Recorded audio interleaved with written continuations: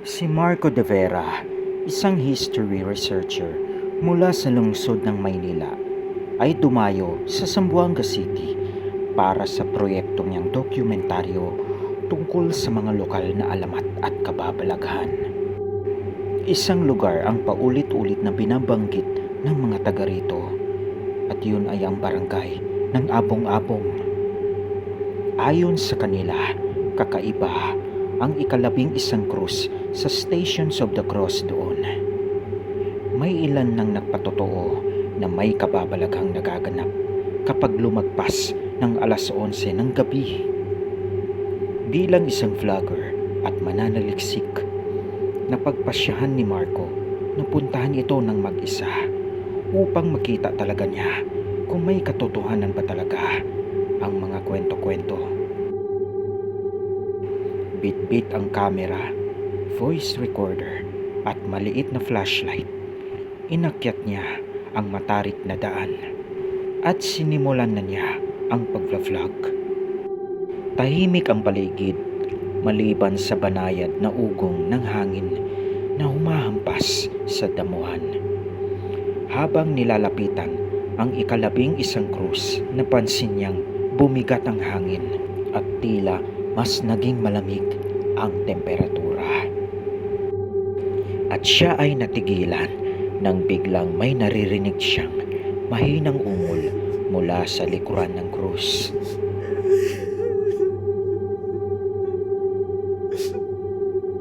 Medyo madilim ang likurang bahagi nito, kaya habang dahan-dahan niyang nilalapitan ang nasabing krus upang tignan kung may tao ba talaga sa likod nito, ay unti-unti ring lumalakas ang ungol na may kasabay pang pag-iyak.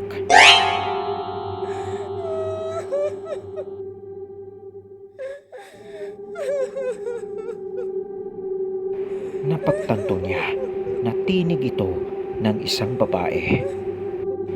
Nang siya'y makalapit na sa krus, malinaw niyang narinig ang sinabi nung umiiyak na babae.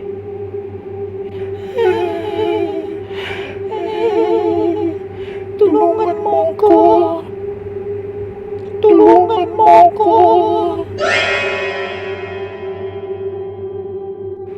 Nang itinutok niya ang flashlight niya sa pinagmulan ng boses, siya ay nagulat dahil kitang-kita niya sa ibaba ng krus, sa may madilim na bahagi nito, ang isang babaeng nakasuot ng mahabang puting bestida.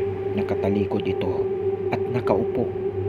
Agad nang tinanong ni Marco kung napaano ba ito at kung okay lang ba ito. Pero siya ay nakaramdam ng labis na pagkasindak nang makita niyang naglaho na parang bula yung babae.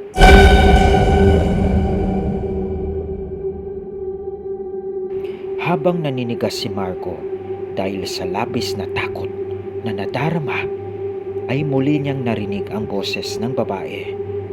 Pero sa pagkakataon na ito ay mas malapit na ito sa kanya.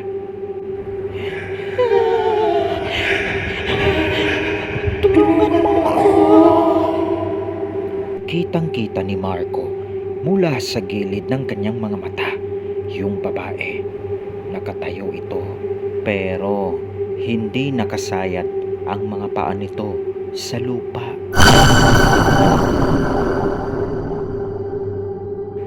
Paulit-ulit itong humihingi ng tulong kay Marco, pero palalim ng palalim ang boses nito habang nagsasalita. Tulungan mo ako! Sa sobrang takot ay di na kinaya pa ni Marco. Siya ay bigla na lamang nahimatay. Kinabukasan, nang magkamalay na si Marco, ay may isang matandang lalaki ang nagkwento sa kanya patungkol sa sinapit ng babae. Ginahasa daw ito doon mismo, malapit sa krus, at doon din ito pinatay. Kaya hindi matahimik ang kaluluwa nito at patuloy pa rin humihingi ng hustisya.